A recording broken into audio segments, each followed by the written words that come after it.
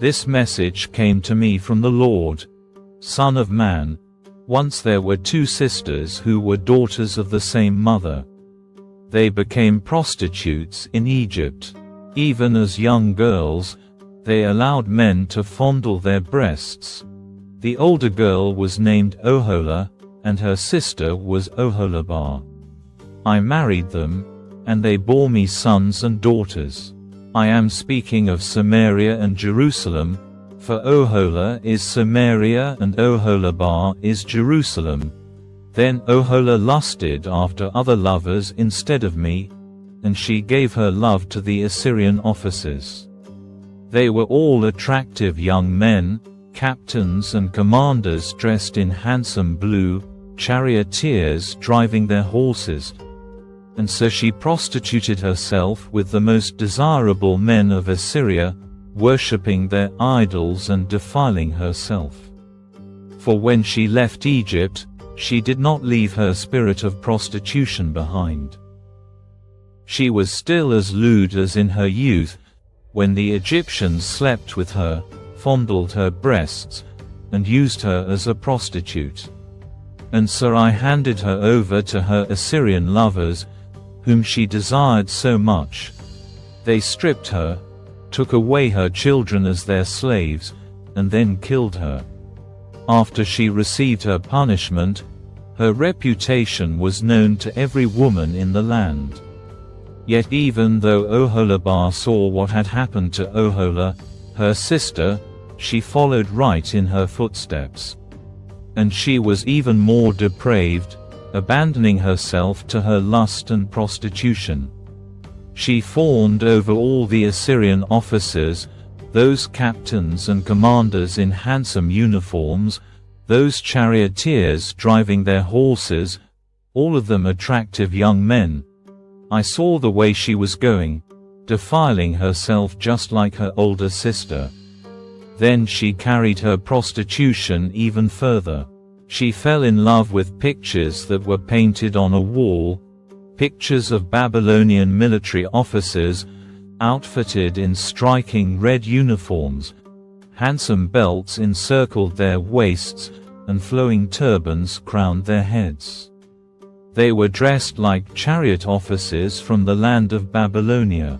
When she saw these paintings, she longed to give herself to them, so she sent messengers to Babylonia to invite him to come to her. So they came and committed adultery with her, defiling her in the bed of love. After being defiled, however, she rejected them in disgust. In the same way, I became disgusted with Oholibah and rejected her, just as I had rejected her sister, because she flaunted herself before them and gave herself to satisfy their lusts. Yet she turned to even greater prostitution, remembering her youth when she was a prostitute in Egypt. She lusted after lovers with genitals as large as a donkey's and emissions like those of a horse. And so, Oholibah, you relived your former days as a young girl in Egypt, when you first allowed your breasts to be fondled. The Lord's judgment of Oholibah, therefore, Oholibah, this is what the sovereign Lord says. I will send your lovers against you from every direction, those very nations from which you turned away in disgust. For the Babylonians will come with all the Chaldeans from Pekod and Shoa and Koa, and all the Assyrians will come with them, handsome young captains, commanders, chariot officers, and other high-ranking officers, all riding their horses. They will all come against you from the north with chariots, wagons, and a great army prepared for attack. They will take up positions on every side, surrounding you with men armed with shields and helmets. And I will hand you over to them for punishment so they can do with you as they please. I will turn my jealous anger against you, and they will deal harshly with you. They will cut off your nose and ears, and any survivors will then be slaughtered by the sword. Your children will be taken away as captives, and everything that is left will be burned.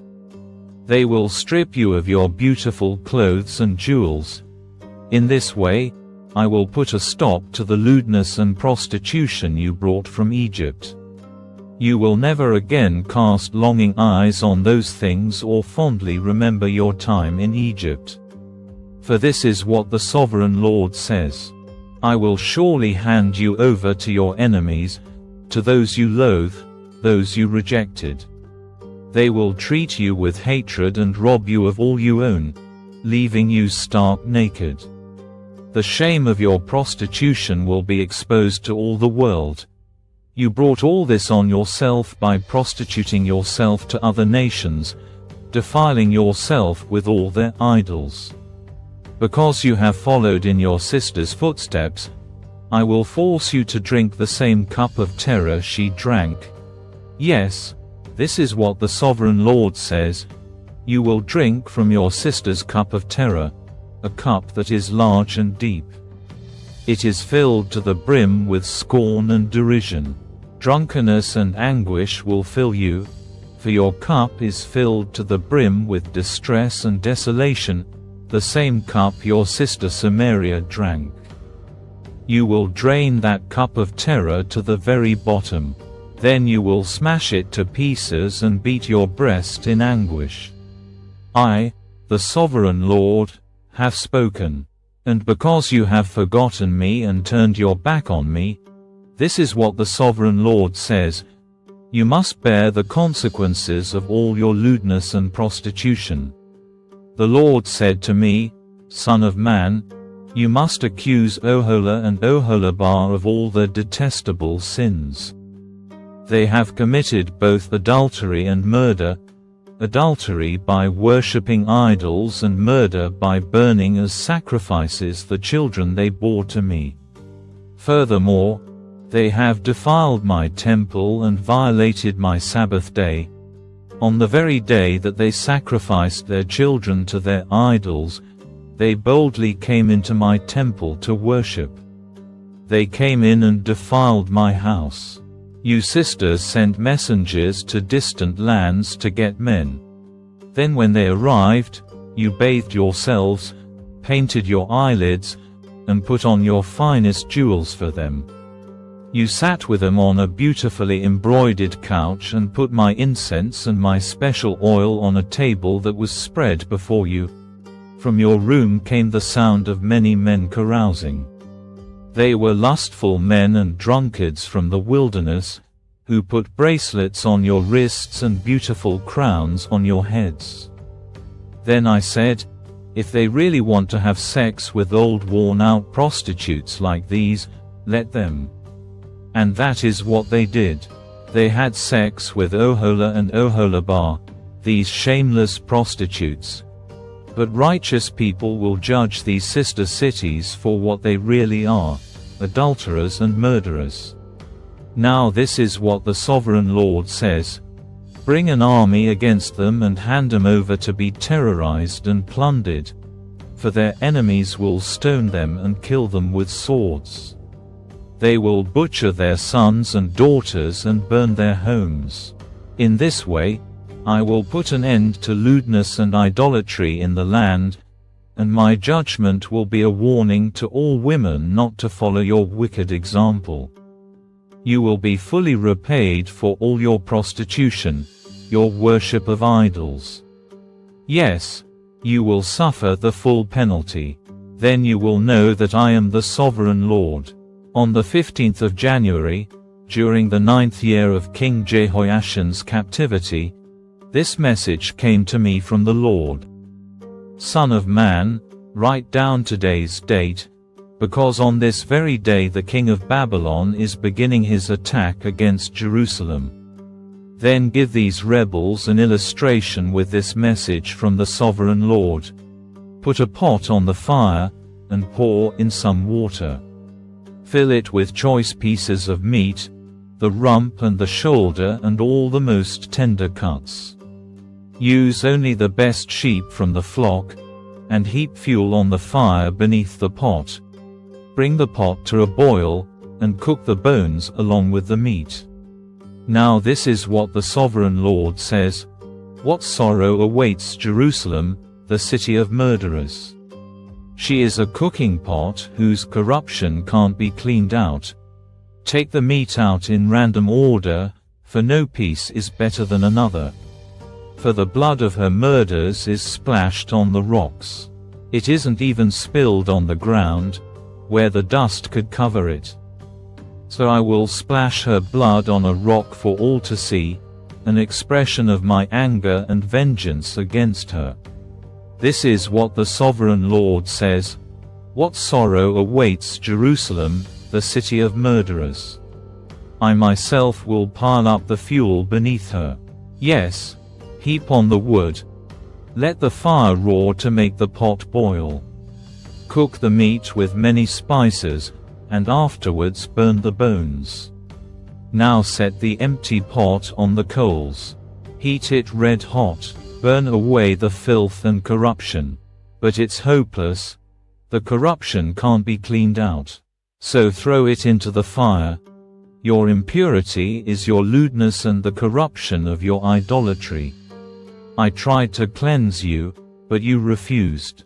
So now you will remain in your filth until my fury against you has been satisfied. I, the Lord, have spoken. The time has come, and I won't hold back. I will not change my mind, and I will have no pity on you. You will be judged on the basis of all your wicked actions, says the Sovereign Lord. Then this message came to me from the Lord: Son of man, with one blow I will take away your dearest treasure. Yet you must not show any sorrow at her death. Do not weep. Let there be no tears. Groan silently, but let there be no wailing at her grave. Do not uncover your head or take off your sandals. Do not perform the usual rituals of mourning or accept any food brought to you by consoling friends. So I proclaimed this to the people the next morning, and in the evening my wife died. The next morning I did everything I had been told to do. Then the people asked, "What does all this mean? What are you trying to tell us?" So I said to them, "A message came to me from the Lord, and I was told to give this message to the people of Israel. This is what the Sovereign Lord says: I will defile my temple, the source of your security and pride, the place your heart delights in. Your sons and daughters whom you left behind in Judah will be slaughtered by the sword. Then you will do as Ezekiel has done. You will not mourn in public or console yourselves by eating the food brought by friends. Your heads will remain covered, and your sandals will not be taken off. You will not mourn or weep, but you will waste away because of your sins. You will groan among yourselves for all the evil you have done. Ezekiel is an example for you. You will do just as he has done. And when that time comes, you will know that I am the Sovereign Lord." Then the Lord said to me, "Son of man, on the day I take away their stronghold, their joy and glory, their heart's desire, their dearest treasure, I will also take away their sons and daughters. And on that day a survivor from Jerusalem will come to you in Babylon and tell you what has happened. And when he arrives, your voice will suddenly return so you can talk to him, and you will be a symbol for these people. Then they will know that I am the Lord."